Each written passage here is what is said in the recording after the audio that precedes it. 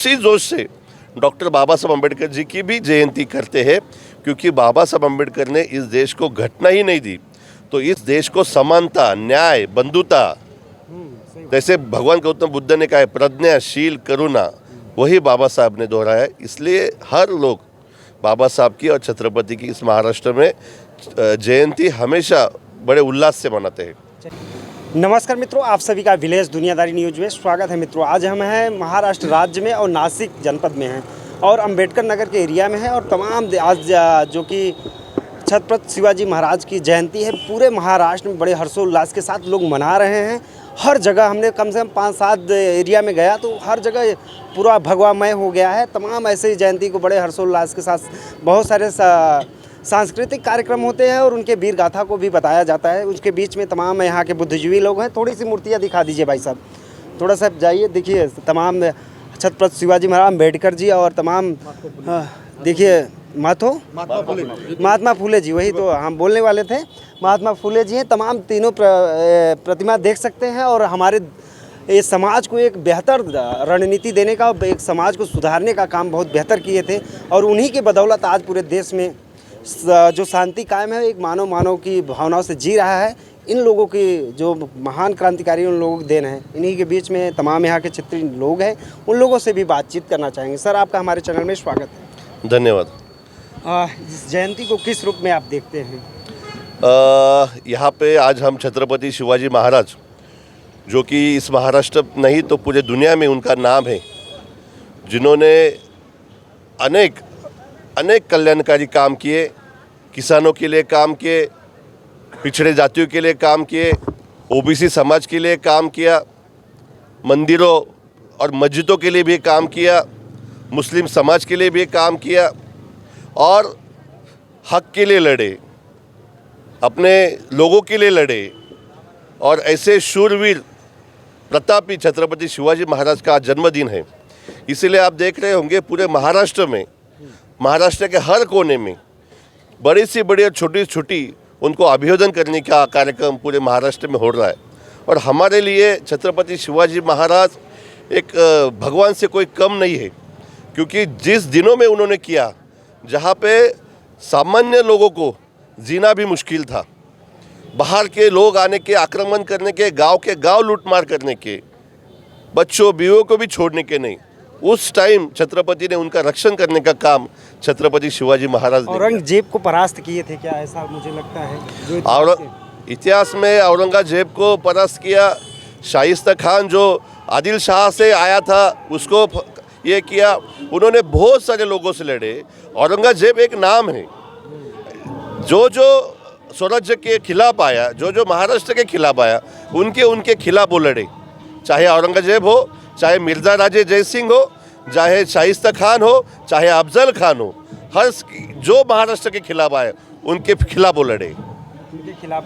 अच्छा, अभी हाल में जो अभी बात कर रहे थे कि अयोध्या में जो 22 जनवरी 2024 में अब राम भगवान की बहुत बड़ा भव्यता के साथ प्राण प्रतिष्ठा किया गया, इसको किस रूप में देखते हैं? नहीं, भगवान राम जी का मंदिर हुआ, हमारे लिए सौभाग्य है कि बहुत सालों से, तकरीबन 500 सालों से वहाँ पे झगड़ा चलो था कि राम मंदिर वही बनना चाहिए।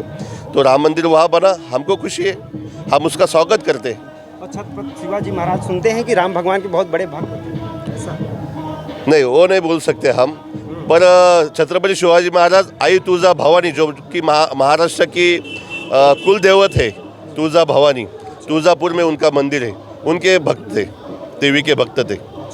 अच्छा, ज्योतिबा फुले इनका जयंती को लेकर बड़ा पहले से मना रही हैं, इन्हीं के बदौलत से सारा महाराष्ट्र मना रहा है, ऐसा है क्या? नहीं, महात्मा ज्योतिबा फुले जो है, उन्होंने छत्रपति शिवाजी महाराज को गुरु माना था। छत्रपति शिवाजी महाराज का कार्यकाल 1670-80 तक था और महात्मा ज्योतिबा फुले का कार्यकाल 1850 से चालू हुआ था और 1890 में उनका देहांत हुआ था। उसके बाद 1891 में डॉक्टर बाबा साहब का जन्म हुआ था। तो महात्मा फुले ने उनके कार्यकाल में उन्होंने और उनके वाइफ ने, सावित्रीबाई फुले उनका नाम था, उन्होंने सबको शिक्षा देने का काम किया। जबकि तब सिर्फ एक कोई वर्ग को ही शिक्षा लेने का अधिकार था, तब महिलाओं को शिक्षण लेने का अधिकार नहीं था। तब महात्मा ज्योतिबा फुले और सावित्रीबाई फुले, उन दोनों ने महिलाओं को शिक्षण देने का काम किया। पिछड़े जाति को शिक्षण देने का काम किया, मुस्लिम वर्ग को भी शिक्षा देने का काम किया, जो कि जब उनका कहना था अगर घर में एक आदमी शिक्षित होगा तो ये जो अंधश्रद्धा है उससे बाहर आएगा और उसकी प्रगति होगी। और वही ख्यालात छत्रपति शिवाजी महाराज के भी थे। महात्मा ज्योतिबा फुले ने उनको फॉलोअप किया और जब बाबा साहब जब कॉन्स्टिट्यूंसी उन्होंने लिखा तो उन्होंने सुद्धा भी महात्मा फुले के जो विचार थे या छत्रपति के विचार थे उन्होंने भी वो दोहराए और उन्होंने भी वो विचारों का स्वागत किया। अच्छा, महाराष्ट्र में देखते हैं कि छत्रपति शिवाजी महाराज और अंबेडकर जयंती बड़े हर्षोल्लास के साथ मनाते हैं, ऐसा क्या राज था? नहीं, महात्मा छत्रपति शिवाजी महाराज तो इस महाराष्ट्र के लाडले राजा रहे हैं, तो उसके वजह से हर के दिल में, मतलब यहाँ पे मुस्लिम समाज का बांधव हमारे यहाँ पे है, हमारा आदिवासी समाज का बांधव यहाँ पे खड़ा है, मैं दलित समाज का बांधव खड़ा है, मराठा समाज का बांधव खड़ा है, यहाँ पे सोनार समाज, वंजारी समाज, सब मतलब सब समाज के लोग इकट्ठा होके छत्रपति की जयंती बड़े इससे मनाते हैं, जोश से मनाते हैं। और उसी जोश से डॉक्टर बाबा साहब अम्बेडकर जी की भी जयंती करते हैं, क्योंकि बाबा साहब अम्बेडकर ने इस देश को घटना ही नहीं दी, तो इस देश को समानता, न्याय, बंधुता, जैसे भगवान गौतम बुद्ध ने कहा है प्रज्ञा, शील, करुणा, वही बाबा साहब ने दोहराया है। इसलिए हर लोग बाबा साहब की और छत्रपति की इस महाराष्ट्र में जयंती हमेशा बड़े उल्लास से मनाते हैं। चलिए, बहुत अच्छी आप जानकारी है सर। अपना थोड़ा सा परिचय दिए, स्टार्टिंग में हमने परिचय नहीं पूछ पाया था आपका। नहीं, कोई बात नहीं, मैं यहाँ पे पार्षद हूँ, मतलब कारपोरेटर हूँ, कारपोरेशन में ये भी कारपोरेटर है, मेरा नाम राहुल दिवे है। अच्छा, चलिए, बहुत अच्छा लगा आपसे बात। Thank you. मैम, आप क्या कहना चाहेंगे? कुछ जो जयंती को लेकर बड़ा हर्षोल्लास के साथ मनाएगा, तो दो शब्द कुछ बोलना चाहेंगे? पूरे महाराष्ट्र में छत्रपति शिवाजी महाराज जयंती हो या डॉक्टर बाबा साहेब अम्बेडकर जयंती हो, वो बड़े ही हर्ष उल्लास से मनाते हैं, क्योंकि पूरा महाराष्ट्र महात्मा ज्योतिबा फुले होंगे, छत्रपति शिवाजी महाराज होंगे, डॉक्टर बाबा साहेब अम्बेडकर होंगे, इनको अपना गुरु मानते हैं, इनको अपना देवता मानते हैं। इसलिए ये जयंती बड़े ही हर्ष उल्लास से मनाते हैं। हमारे प्रभाग में बहुत बड़े कल शाम से ये जयंती मनाई जा रही है। कल हमने बहुत बड़े पैमाने में रैली निकाली, ढोल ताशे के साथ रहे, हज़ारों लोग उसमें शामिल हुए।